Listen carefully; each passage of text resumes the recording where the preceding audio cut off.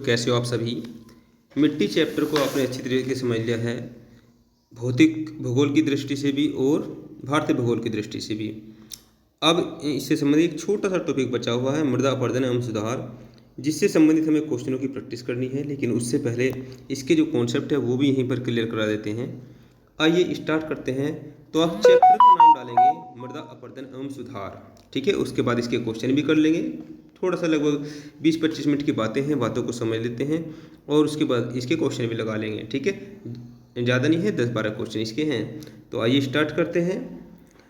Chapter का नाम डालेंगे मृदा अपरदन एवं सुधार, ठीक है। मिट्टी के अंदर ही है, लेसन नंबर 5 का ये पार्ट 4 आपके लिए है, मृदा अपरदन एवं सुधार, ठीक है। तो इसमें सबसे पहले लिखेंगे आप मृदा अपरदन, ठीक है। मृदा अपरदन को समझेंगे कि मृदा अपरदन क्या है। जो मृदा अपरदन है ये हेडिंग डालेंगे, मृदा अपरदन। तो देखिए, मिट्टी जो होती है, जो मिट्टी होती है, जो आपको बताया था, हमने बताया था आपको, जो मिट्टी जो है, मिट्टी आपने इस प्रकार से संस्तर में पढ़ी थी, किस प्रकार से इसकी ए लेयर है, ये बी लेयर है, सी लेयर है। इस प्रकार से ये आपको ऊपर का जो ये वृक्ष वगैरह होते हैं वो आपने यहाँ पर देखे थे। तो ये जो उपजाऊपन है, ये जो उपजाऊपन है, जहाँ पेड़ पौधे जहाँ पर सर्वाइव करते हैं, तो ये वाली परत किसी प्रकार से बह जाना, ठीक है। चाहे वो वनों के कटने की वजह से हो, अत्यधिक पशुचारण से हो, ऊपर की परत का अपघटित हो जाना, उनका बह जाना, उनका विखंडित हो जाना, ये मृदा अपरदन कहलाता है। तो सबसे पहले लिखिए इसकी परिभाषा। हेडिंग डालेंगे आप क्या, मृदा अपरदन। हेडिंग डालेंगे मृदा अपरदन, लिखेंगे इसमें मृदा क्रस्ट में विभिन्न संस्तरों में विद्यमान रहती है। आपको बताया था विभिन्न संस्तरों में विद्यमान रहती है, ठीक है। विभिन्न संस्तरों में विद्यमान रहती है, जो तीव्र जल के वेग से, बाढ़ आ जाएगी तो उससे बह जाएगी, जो तीव्र जल के वेग से वायु आदि के द्वारा कटकर बह जाती है, वायु आदि के द्वारा कटकर बह जाती है, जिसे मिट्टी का कटाव मृदा अपरदन कहा जाता है। क्लियर हुई बात है। मृदा अपरदन क्या है, कहा जाता है। मृदा अपरदन खेतों की उर्वरा शक्ति, ब्रैकेट में लिखेंगे जैव और अजैव दोनों समाप्त हो जाती है। पेड़ पौधे उग ही नहीं पाएंगे जब ऊपरी परत ही बह जाएगी। जब ये ऊपरी परत जहाँ पर पेड़ क्या करते हैं, सर्वाइव करते हैं, तो ये बताया था ना आपको, जो इसकी जड़ें हैं ये कहाँ रहेंगी, ये ओर संस्तर में रहेंगी। किसमें, ओर संस्तर में। जब ये ओर संस्तर ही पूरा क्या बह जाएगा यहाँ से, ये हम लेते हैं, यदि यही क्या है, ये पूरा ही यहाँ से ख़त्म हो जाए तो क्या रहेगा, क्या कुछ उस मिट्टी का फ़ायदा रहेगा। तो ये क्या है, ये पूरा बह जाता है तो समाप्त हो जाती है। लिखेंगे आगे, जिससे कृषि कार्य व्यापक स्तर पर प्रभावित होता है, जिससे कृषि कार्य व्यापक स्तर पर प्रभावित होता है। मृदा की ऊपरी परत बह जाना, मृदा की ऊपरी परत का बह जाना, मृदा की ऊपरी परत का बह जाना, किसान की दौड़ती आत्महत्या, मृदा की ऊपरी परत का बह जाना, किसान की दौड़ती आत्महत्या, किसान की दौड़ती आत्महत्या कहा जाता है। भाई, जब यहाँ से जहाँ पर ये क्या हो रहा है, जो ये चीज़ है, जब यही चीज़ ऊपर की परत ही बह जाएगी तो किसान फसल कहाँ उगा पाएगा। तो ये मान लो किसान मर जाएगा वहाँ पर, ठीक है। तो ये रहा मृदा अपरदन, जो हमने बताया मृदा अपरदन क्या है। अब इसके प्रमुख कारक क्या हैं, अगला हेडिंग डालेंगे मृदा अपरदन के, अगला हेडिंग डालेंगे मृदा अपरदन के प्रमुख कारक, जो प्रमुख कारक हैं इसके, ठीक है। क्या क्या कारक हैं मृदा अपरदन के प्रमुख कारक। तो लिखेंगे इसमें, मृदा अपरदन की क्रिया के कारण संपूर्ण कृषि पद्धति के साथ, मृदा अपरदन के कारण संपूर्ण कृषि पद्धति के साथ कृषि मैदान समाप्त हो जाते हैं, कृषि मैदान समाप्त हो जाते हैं, जिसके महत्वपूर्ण कारक निम्नलिखित हैं। फर्स्ट लिखेंगे वनों का कटना। फर्स्ट लिखेंगे तो फर्स्ट कारण है जो वन है, वनों का कटना। वन यदि कटते हैं तो क्या है, जो नीचे की परत है, मिट्टी की जो नीचे की परत है, तो वो क्या है, जो ये आपका जो पेड़ है, तो पेड़ों की जो जड़ें होती हैं, ये जड़ें होती हैं मिट्टी को जकड़े रहती हैं, ये मिट्टी को जकड़े रहती हैं, ये बहने देती है। तो यदि वन ही काट दोगे, यदि वन को ही डिस्ट्रॉय कर दोगे, तो क्या हो जाएगा, वो मृदा अपरदन का एक कारण बनेगा। तो पहला कारण लिखेंगे आप वनों का कटना। फर्स्ट कारण आपने लिखा वनों का कटना। फर्स्ट कारण क्या लिखा, वनों का कटना। सेकंड लिखेंगे अत्यधिक पशुचारण। अत्यधिक पशुचारण, जो मैदान है, मैदान में क्या है, जब घास उग रही है, जो मैदान में घास उग रही है, जो छोटी घास उगती है, तो वो क्या करेगी, वो उनकी जो जड़ें होती हैं, उनकी जड़ें होती हैं वो मिट्टी को जकड़े रहती हैं। तो जब पशु घास खा लेगा तो उसमें क्या है, उसके वो घास मर जाएगी, तो नीचे से क्या है, उसकी पकड़ कम हो जाएगी। तो सेकंड लिखेंगे अत्यधिक पशुचारण।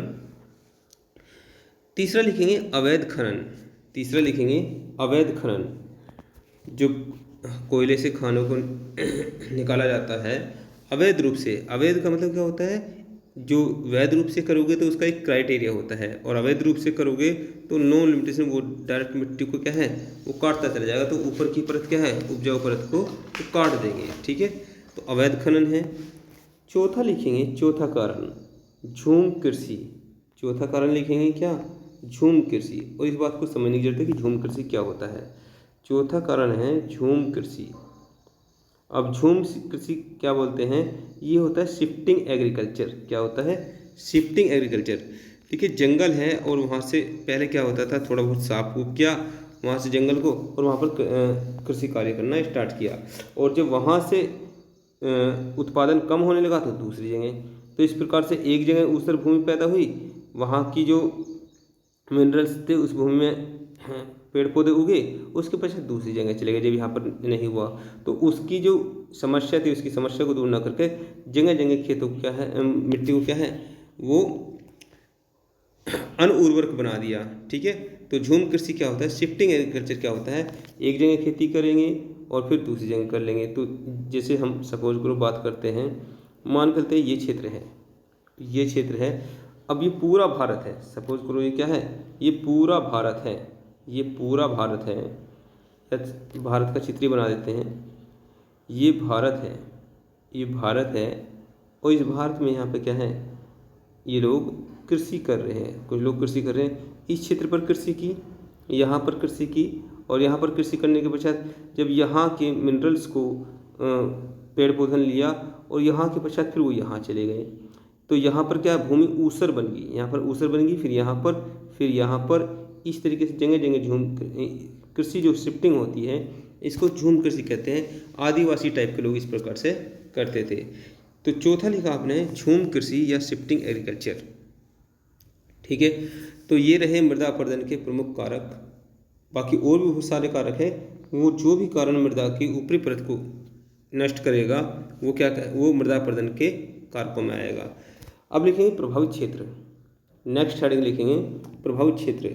कौन कौन से क्षेत्र प्रभावित हैं भारत के अंदर। ठीक है, एक मैप बनाएंगे भारत का, हेडिंग लिखेंगे, हेडिंग लिखेंगे प्रभावित क्षेत्र। प्रभावित क्षेत्र, कौन कौन से प्रभावित क्षेत्र हैं भारत के अंदर, प्रभावित क्षेत्र लिखेंगे। तो कौन कौन से क्षेत्र हैं, मैप बनाएंगे भारत का, मैप बनाएंगे भारत का, और उसमें प्रभावित क्षेत्रों को मेंशन करेंगे। ठीक है, कौन कौन से प्रभावित क्षेत्र हैं तो मैप में मेंशन करेंगे। ये आपका होमवर्क है, क्योंकि आपको पहले ही दिन क्या करा दिया था, मैपिंग अच्छी तरीके से बता दिया था। तो लिखेंगे इसमें नीचे, नक्शे के नीचे लिखेंगे भारत में मृदा अपरदन प्रभावित क्षेत्र का वर्गीकरण निम्नलिखित है, निम्नलिखित है। ठीक है, डैश उत्खात भूमि मालवा क्षेत्र, उत्खात भूमि मालवा क्षेत्र, इसे उत्खात भूमि मालवा क्षेत्र में लिखो। सबसे पहले लिखो आप चंबल, फर्स्ट नंबर पर लिखेंगे आप चंबल व यमुना नदी के मध्य स्थित। पहला लिखेंगे आप चंबल व यमुना नदी के मध्य स्थित, क्योंकि इस सीरीज में पूछता है कि सबसे ज़्यादा उत्खात भूमि कहाँ है, सबसे ज़्यादा जो मृदा अपरदन कहाँ पर होता है। तो पहला लिखेंगे चंबल, ठीक है, चंबल नदी का क्षेत्र। दूसरा लिखेंगे मालवा क्षेत्र। मैं नक्शे में बता दूँ आपको, ये नक्शे में कोई दिक्कत हो रही है। वे देखिए ये जो आपका ये भारत का मैप हुआ, ठीक है, ये मैप हुआ, और यहाँ पर ये जो शिवालिक का क्षेत्र है, जो शिवालिक का क्षेत्र है, एक तो ये क्षेत्र यहाँ पर क्या है, जो हिमालय पर्वत का तलहटी का क्षेत्र है, ये मालवा क्षेत्र है यहाँ पर, ठीक है। और ये क्या है आपका साबरमती और ताप्ती नदी का क्षेत्र है, ये कोंकण नदी का क्षेत्र है, ठीक है, तटीय मैदान। और ये छोटा नागपुर का क्षेत्र है। ये क्षेत्र कहे जाते हैं जहाँ पर मृदा अपरदन की समस्या ज़्यादा है। तो फर्स्ट लिखेंगे आप, फर्स्ट लिखा चंबल व यमुना नदी के मध्य स्थित बीहड़ क्षेत्र, ठीक है। सेकंड लिखेंगे आप शिवालिक पर्वत व आधार क्षेत्र, हिमालय पर्वत के नीचे का क्षेत्र। नेक्स्ट लिखेंगे आप दामोदर नदी व महानदी के मध्य का क्षेत्र, दामोदर नदी व महानदी के मध्य का क्षेत्र। चौथा लिखेंगे ताप्ती और साबरमती नदी क्षेत्र, ताप्ती और साबरमती नदी क्षेत्र। फिर लिखेंगे काठियावाड़, क्या लिखेंगे, काठियावाड़, ठीक है, काठियावाड़। पांचवें नंबर पे लिखेंगे महाराष्ट्र, महाराष्ट्र का तटीय क्षेत्र, लावा मृदा क्षेत्र, महाराष्ट्र का तटीय क्षेत्र या लावा मृदा क्षेत्र। आप मेहनत तो करते नहीं हैं और फिर ये कन्फ्यूजन होता है कि महाराष्ट्र कहाँ है, अरे यही तो क्षेत्र है, ये वाला क्षेत्र, ये महाराष्ट्र का क्षेत्र है यहाँ पर, ठीक है। तो कोंकण क्षेत्र, इसको क्या बोलते हैं, कोंकण क्षेत्र। नेक्स्ट टॉपिक डालेंगे मृदा अपरदन का क्रमिक वर्गीकरण, मृदा अपरदन का क्रमिक वर्गीकरण।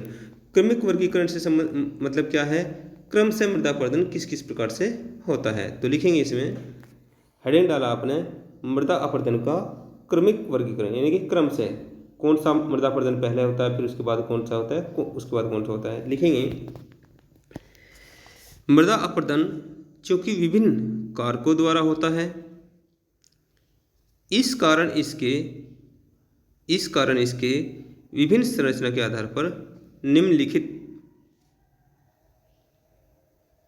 निम्नलिखित प्रकार देखने को मिलते हैं। डैश, एक ट्रिक लिखेंगे, एक लिखेंगे ट्रिक, ठीक है, एक ट्रिक लिखेंगे आप जैसे रील बनाते हैं ना, आजकल रील बनाने में लोग ज़्यादा व्यस्त हैं, तो लिखेंगे आप रीला बनाते रह जाओगे, आप रीला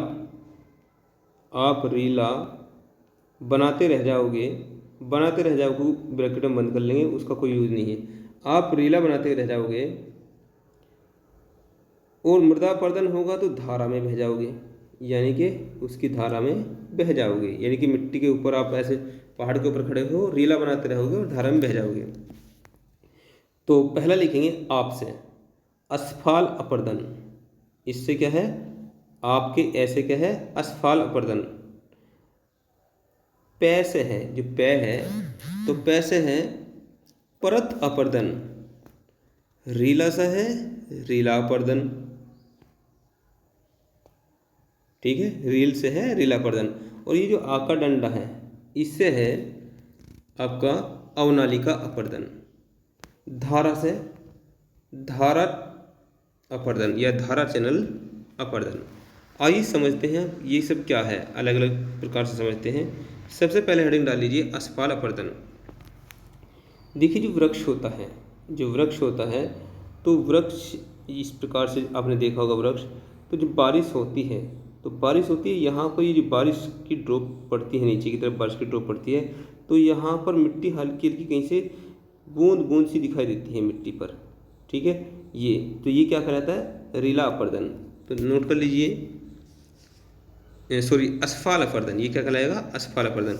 तो पहला हेडिंग डालेंगे आप क्या? फर्स्ट डालेंगे असफाल अपर्दन। फर्स्ट डालेंगे असफाल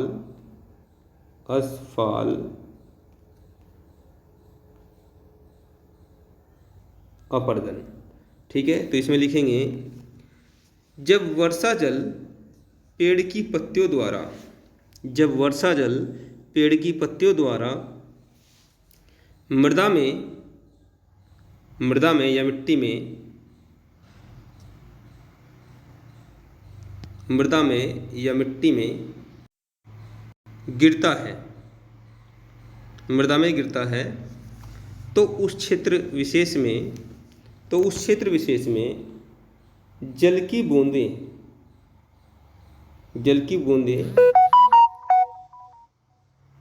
छोटे छोटे या मध्यम आकार के गड्ढे निर्मित हो जाते हैं। आकार के गड्ढे निर्मित हो जाते हैं। आकार के गड्ढे निर्मित हो जाते हैं, जिसे असफाल अपर्दन कहते हैं। जिसे असफाल अपर्दन कहते हैं। ऐसा अपर्दन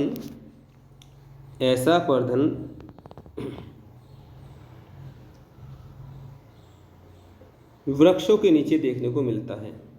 ऐसा अपर्दन वृक्षों के नीचे देखने को मिलता है। एक छोटा सा वृक्ष बना लीजिए,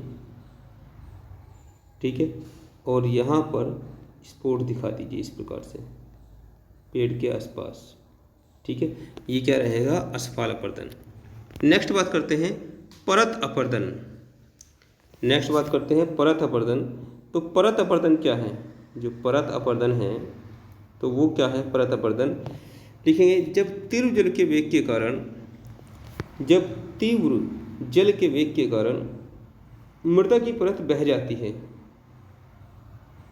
मृदा की परत बह जाती है, तो उसे सीट इरोजन,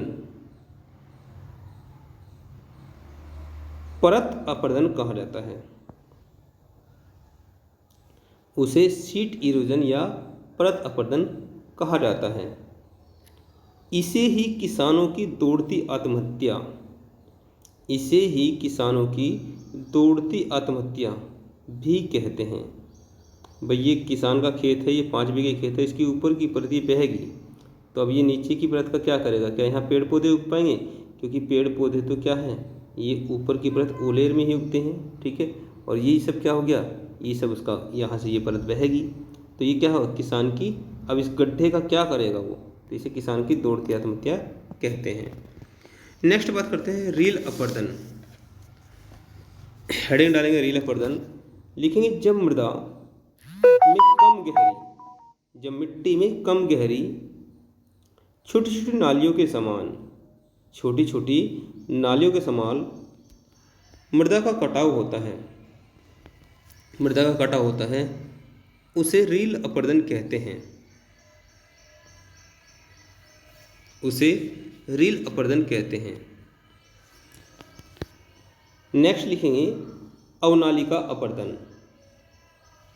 रीला का था ना, रीला, आप रीला बनाते रह जाएंगे और धारा में बह जाएंगे, तो रीला आ का डंडा। ठीक है, अवनालिका अपर्दन क्या है? अवनालिका अपर्दन। अवनालिका अपर्दन क्या है? तो इसमें लिखेंगे, एक डायग्राम बनाएंगे, इसमें एक डायग्राम बनाएंगे। ये सपोज करो कोई ये टुकड़ा है, ठीक है। अब नदियों के द्वारा, ये नदी के द्वारा इस प्रकार से नदी बह रही है। एक नदी यहाँ को बहेगी, एक नदी यहाँ को बहेगी, एक नदी ये यहाँ की मिट्टी में बह रही है, ये यहाँ की मिट्टी में बह रही है। इस प्रकार से इधर भी बह रही, इधर भी मिट्टी काट दी उसने। तो ये सब क्या है? यदि उबड़ खाबड़ तरीके से किसी मिट्टी को, जहाँ भूल भुलैया जैसी स्थिति पैदा हो जाए, तो उसे क्या कहते हैं? उसे रील अपर्दन कहते हैं। तो इसे बीहड़ खंड भी कहते हैं। तो ये चित्र बनाइए आप और फिर इसमें लिखेंगे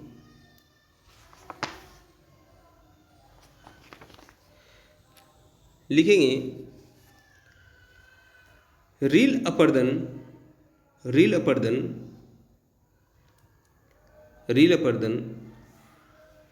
में छोटी छोटी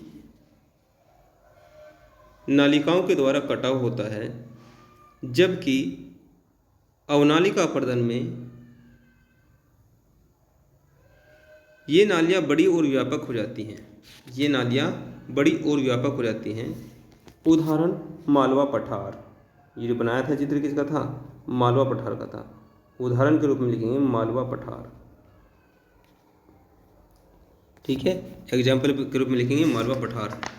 नेक्स्ट बात करते हैं धारा चैनल अपर्दन। क्या है? धारा चैनल अपर्दन। लिखेंगे जब जलीय भाग मृदा को व्यापक रूप से काटता रहता है, जब तक उस मृदा क्षेत्र में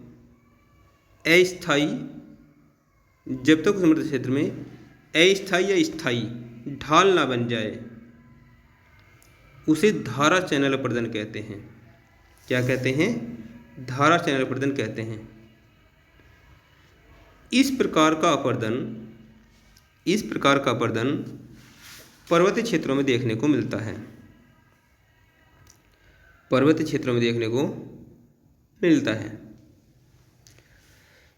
लास्ट पॉइंट लिखेंगे इसका, मृदा अपर्दन के रोकथाम। मृदा अपर्दन हो रहा है उसकी क्या रोकथाम कर सकते हैं? तो लिखेंगे मृदा अपर्दन की रोकथाम मृदा संरक्षण हेतु, यानी कि मृदा को प्रोटेक्ट करने के लिए मृदा संरक्षण हेतु भारत में वृक्षारोपण, वेदिका निर्माण, वायुरोधी पारंपरिक तकनीकी को उपयुक्त माना गया है,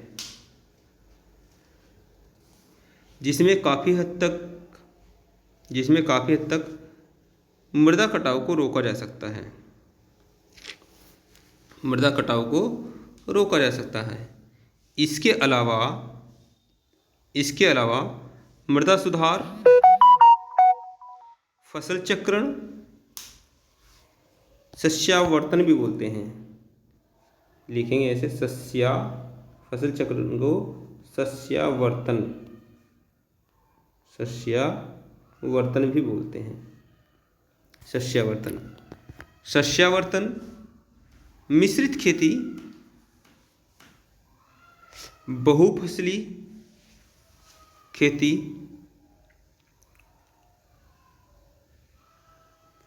को मृदा सुधार के लिए अपनाया जाता है। ठीक है, तो ये था मृदा अपर्दन से संबंधित बातें। मुख्य रूप से ये है कि मिट्टी की ऊपरी परत का किसी भी तरीके से कट जाना वो क्या है? मृदा अपर्दन है। और उसकी रोकथाम क्या है? कि उस मिट्टी को किसी प्रकार से रोक लेना। जैसे कि हम बात करते हैं फसल चक्रण की, तो फसल चक्रण के द्वारा क्या होता है, जो मिट्टी की उर्वरता है उसको बनाए रखते हैं। बाकी इन सब चीज़ों को हम बात करेंगे क्वेश्चन के माध्यम से। आइए इसके क्वेश्चन भी हैंड टू हैंड लगा लेते हैं। सबसे पहले क्वेश्चन की हम बात करेंगे। मिट्टी से संबंधित सारे क्वेश्चन आपने लगा लिए हैं। अब बात है कि मृदा उस मिट्टी के कटाव से संबंधित। भारत में निम्न में से किस क्षेत्र में मृदा अपर्दन की समस्या गंभीर है? सबसे ज़्यादा गंभीर जो है वो कहाँ पर है? तो जैसा कि हमने आपको बताया था, सबसे ज़्यादा समस्या है वो कहाँ पर है? वो चंबल क्षेत्र में है। कहाँ पर है? वो चंबल क्षेत्र में है। लेकिन चंबल क्षेत्र का जिक्र यहाँ पर नहीं किया हुआ है। तो यहाँ पर क्या है? यहाँ पर शिवालिक पहाड़ियाँ दिया हुआ है। क्या दिया हुआ है? शिवालिक पहाड़ियाँ दिया हुआ है। तो सेकंड नंबर का ऑप्शन जो है वो सही हो जाएगा। ठीक है, वो सेकंड नंबर का ऑप्शन सही हो जाएगा। नेक्स्ट यदि हम बात करेंगे, निम्नलिखित में से भारत का कौन सा क्षेत्र मृदा अपर्दन इरोजन से अत्यधिक प्रभावित है? तो आ गया वही क्वेश्चन। इसमें सबसे ज़्यादा चंबल है और सेकंड नंबर पर क्या है? वो हिमालय पर्वत की तलहटी वाला क्षेत्र है। शिवालिक पहाड़ियों के पाद वाला है ना, यानी कि लास्ट वाला, पैरों की तरफ वाला। तो नेक्स्ट इसका आंसर होगा क्या, ये आपका Chambal will be right answer. Madhya Pradesh के निम्नलिखित में से किस जिले में मृदा अपरदन सबसे अधिक होता है। तो मृदा अपरदन की जो समस्या है ये सारे क्या है, मध्य प्रदेश का ही क्षेत्र है, लेकिन सबसे ज़्यादा जो होता है वो मोरैना में है। किसमें है, वो मोरैना में है। तो मोरैना में लगभग 1,92,000 हेक्टेयर भूमि क्या है, वो इस मृदा कटाव से कट चुकी है। यदि सेकंड नंबर पर देखें मध्य प्रदेश में क्या है, भिंड पड़ता है। मोरैना के पश्चात ये फर्स्ट नंबर पर है मोरैना, फर्स्ट नंबर पर मोरैना है, और यहाँ सेकंड नंबर पर क्या पड़ता है, भिंड पड़ता है। भिंड जगह है मध्य प्रदेश में। तो उसमें लगभग 1,19,000 हेक्टेयर भूमि इस प्रकार से कट चुकी है। और ग्वालियर की बात करें तो 1,08,000। तीसरे नंबर पर आता है, तीसरे नंबर पर ग्वालियर आता है, ग्वालियर। तो इस क्रम से यदि पूछे तो आप ये भी बता देना, ठीक है। नेक्स्ट बात करते हैं यदि हम चंबल घाटी के खंडों के निर्माण का कारण निम्नलिखित में से किस रूप का अपरदन है। तो चंबल घाटी में जो अपरदन बताया है तो वो आपको बताया था उसे अवनाली का अपरदन। क्या है, अवनाली का अपरदन। तो असफल अपरदन चादरी है, तो यहाँ पर D will be right answer. इसका आंसर क्या हो जाएगा, डी। कृषि भूमि में किसके पौधे उगाने से भूमि का अपरदन अधिकतम तीव्रता से होता है। कृषि भूमि में किसके पौधे उगाने से भूमि का अपरदन अधिकतम होता है। देखिए जो सोरघम है, जो सोरघम है ये क्या होता है, ज्वार होता है। क्या होता है, ज्वार होता है। और इसकी जड़ें जो होती हैं, इसकी जो जड़ें होती हैं वो जड़ें इस प्रकार से होती हैं, इस प्रकार से। तो यहाँ मिट्टी क्या होती है, यहाँ मिट्टी और रेतीली मिट्टी होती है, तो यहाँ से ये बह जाती है। तो इस प्रकार की फसल क्या है, ये मिट्टी को ऊपर लेकर आ जाएगी, यहाँ पर जाएगी और ये यहाँ से कट के निकल जाएगी। तो इसकी जड़ें खाली खाली सी दिखाई देंगी। क्या हो जाएगा, खाली खाली सी दिखाई देंगी। तो ये क्या है, मृदा अपरदन में ये फसल उसके लिए उत्तम मान जाती है। तो यहाँ पर ये एक तरीके से निगेटिव है मृदा अपरदन के लिए, ठीक है। नेक्स्ट बात हम करते हैं, कौन सा तरीका मिट्टी की उर्वरता प्राप्त करने का नहीं है। फसल चक्र के द्वारा मिट्टी की उर्वरता को बढ़ाया जाता है, मिश्रित खेती के द्वारा बढ़ाया जाता है, बीज संशोधन और बहुफसली खेती। तो बीज संशोधन से कोई ये नहीं होने का कि इसकी उर्वरता बढ़ेगी। तो ए, बी और डी ये तो सही है, लेकिन इस क्वेश्चन के हिसाब से कह रहा कौन सा नहीं है। तो ये क्या हो जाएगा, बीज संशोधन। इसका आंसर क्या हो जाएगा, सी राइट आंसर हो जाएगा। नेक्स्ट हम बात करते हैं, फसल चक्र आवश्यक है। फसल चक्र किसके लिए आवश्यक है, क्या पादपों प्रोटीन वृद्धि हेतु, विभिन्न फसलों की प्राप्ति हेतु, मृदा की उर्वर शक्ति में वृद्धि हेतु, मृदा की नमी को बनाए रखने के लिए। तो फसल चक्रण जो होता है ये उर्वरता शक्ति को ही क्या है, मेंटेन रखता है। तो सी विल बी राइट आंसर। मृदा संरक्षण के संदर्भ में निम्नलिखित पद्धतियों पर विचार कीजिए। शस्यावर्तन क्या कह रहा है, मृदा का संरक्षण करना है, यानी कि उसका अपरदन नहीं होगा। किसके द्वारा, फसलों का हेरफेर के द्वारा भी होगा। बालू की बाढ़, वेदी का निर्माण, वायुरोध। तो यहाँ पर बालू की बाढ़ तो क्या है, वो तो बह जाएगी, बालू की बाढ़ से कोई फायदा नहीं होने का। तो ये क्या हो जाएगा, ये वाला पॉइंट इसका नहीं है। बाकी ये भी है, ये भी है और ये भी है। तो देख लीजिए 1 2 3 4 ये कहीं पर है, 1 3 4, C will be right answer. Next बात करते हैं, भारत में मृदा अपक्षय समस्या निम्नलिखित में से किसके या किन से संबंधित है। मृदा अपरदन यानी कि मृदा अपक्षय कहो या मृदा अपरदन कहो, बात एक ही है, ये मृदा अपरदन ही है। समस्या निम्नलिखित में से किन से संबंधित है। तो ये जो आपका वेदिका कृषि होगा इससे भी संबंधित है, वनोन्मूलन इससे भी है, और ये उष्णकटिबंधीय जलवायु। तो क्वेश्चन नंबर 10 का आंसर क्या होएगा आपका, वनोन्मूलन। क्या हो जाएगा, वनोन्मूलन। यदि वनों को काटा जाएगा तो क्या मृदा समस्या का समाधान निकलेगा उससे। जो वन जो है, वन को काटने से, तो वन को काटने से तो उल्टा मृदा अपरदन ज़्यादा हो जाएगा, ठीक है। तो इसका ये क्या आंसर हो जाएगा, ये आंसर हो जाएगा, ठीक है। नेक्स्ट क्वेश्चन की तरफ मूव करते हैं, मृदा अपरदन रोका जा सकता है। ठीक है। मृदा अपरदन किसके द्वारा रोका जा सकता है? तो यदि चराई ज़्यादा करवाएंगे पशु के द्वारा, वनारोपण करवाएंगे, वनस्पति के उन्मूलन द्वारा, पक्षी संख्या में वृद्धि करके। किसके द्वारा बताइए? 11वीं का आंसर क्या होगा भाई? ज़्यादा से ज़्यादा वन लगाओगे तो क्या होगा? उसकी वनों जो पेड़ पौधों की जड़ें हैं वो मिट्टी को जकड़े रहेंगी। तो सी विल बी राइट आंसर। मृदा क्षरण को रोका जा सकता है, तो फिर उसी बात को दोहराया है। संग्रहण वर्षा के द्वारा, वन नाशन से, अतिचारण से। तो इनसे तो क्या होगा? मिट्टी का कटाव ज़्यादा होगा भाई, इनसे तो मिट्टी का कटाव ज़्यादा होगा। और वनोरोपण से क्या होगा? मृदा अपरदन को रोका जा सकता है। तो ये हो जाएगा इसका राइट आंसर। नेक्स्ट क्वेश्चन की तरफ मूव करते हैं। निम्नलिखित में मृदा अपरदन क्रियाओं के सही क्रम को पहचानिए। देखिए क्या कह रहा है।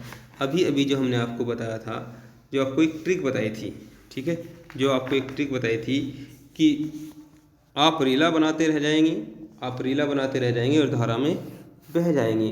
तो उन अपरदनों को वो क्रम से पूछ रहा है कि सबसे पहले कौन सा है, फिर उससे बड़ा कौन सा, फिर उससे बड़ा कौन सा है, मृदा का ज़्यादा से ज़्यादा कटाव कहाँ पर होगा। तो आप, है ना, तो असफल अपरदन सबसे पहले बताया था, असफल अपरदन सबसे पहले बताया था। तो असफल अपरदन सबसे पहले किसी में नहीं, इसी में ए में है। फिर आप, है ना, यानी कि परत अपरदन, रील अपरदन, ठीक है, और धारा में बह जाएंगे तो रीला अवनालिका अपरदन। ये तो पूरा ही दे दिया इसने, तो यही क्या हो जाएगा? इसका राइट आंसर हो जाएगा, ठीक है। तो नेक्स्ट की तरफ बात करते हैं। देश की निम्नलिखित मिट्टियों में से किसे स्वतः कृष्य मिट्टी कहा जाता है? तो मिक्स क्वेश्चन दिया है, जिसमें स्वतः जुताई होती है वो कौन सा होता है? जलोढ़, ठीक है। जलोढ़ मिट्टी क्या होता है? इसे कपास और काली मिट्टी, या फिर लेटराइट मिट्टी, या मरुस्थलीय मिट्टी। तो यहाँ पर क्या है, जिसमें नमी मेंटेन रहती है, इसमें तरेड़ पड़ जाती हैं। तो कपास मिट्टी को क्या कहा जाता है? काली मिट्टी को स्वतः जुताई की मिट्टी कहा जाता है, ठीक है। नेक्स्ट की बात करते हैं। कौन सी मिट्टी कपास की खेती के लिए सबसे उपयुक्त है? तो काली मिट्टी सबसे उपयुक्त है, काली मिट्टी सबसे उपयुक्त है। तो ये क्वेश्चन थे आपके जो मिक्स क्वेश्चन थे, ठीक है। तो यहाँ से ये पूरा आपका इनके क्वेश्चन भी करा दिए हैं, पूरा इसका ये जो बेस कॉन्सेप्ट था वो भी आपको करा दिया है। अब क्या है, आपका कार्य ये है कि जो हमने पूरा आपको ये पीडीएफ दिया था, जो पूरा पीडीएफ दिया था, हमने दिया था किसका? कृषि से संबंधित जो पूरा पीडीएफ दिया था, इसमें लगभग 84 क्या थे? 84 क्वेश्चन दिए हैं। अब आप इनको 1 बाय 1 सबको एक बार 2 बार से दोहरा लेना है, प्रैक्टिस कर लेनी है। कॉन्सेप्ट आपको सारा क्लियर है, पूरे 84। ये 1 बाय 1 हमने भारतीय मिट्टियों के संबंध में भी आपको करा दिए हैं। और आज जो भारतीय मिट्टियों के पश्चात आपका आया था मृदा अपरदन से संबंधित क्वेश्चन भी आपको अभी करा दिए हैं, ठीक है। तो मिट्टी संबंधित कोई समस्या आपको होनी नहीं चाहिए, वो सारी समस्या आपकी सॉर्ट आउट कर दी गई है। विविध को भी कराया गया है, और जो मृदा अपरदन से संबंधित बातें थी वो आपको आज करा दिए गए हैं। सभी प्रकार की मिट्टियों के क्वेश्चन आपको दिए गए हैं। टोटल आपको 84 क्वेश्चन दिए गए हैं। तो मृदा अपरदन से संबंधित बातें आज कराई हैं। तो ये सारी बातें आपको क्लियर होनी चाहिए। और हाँ, एक जिम्मेदारी आपको दे रहे हैं, जैसे संडे में आपका क्या होता है? सैटरडे संडे रिवीजन होता है। तो सैटरडे संडे में इन सारे जितने भी प्रैक्टिस सेट के लिए क्वेश्चन दिए गए हैं वो सब आप एक साथ लगा लिया कीजिए, ठीक है। तो ठीक है, यहीं पर समाप्त करते हैं आज के इस लेक्चर को, जो मिक्स रूप में था। इसमें हमने आपको प्रैक्टिस के लिए क्वेश्चन का जो सॉल्यूशन वो भी कराया है, क्योंकि इसकी प्रैक्टिस के लिए क्वेश्चन हम आपको पहले दे चुके थे। तो मिलते हैं फिर नेक्स्ट लेक्चर में। धन्यवाद।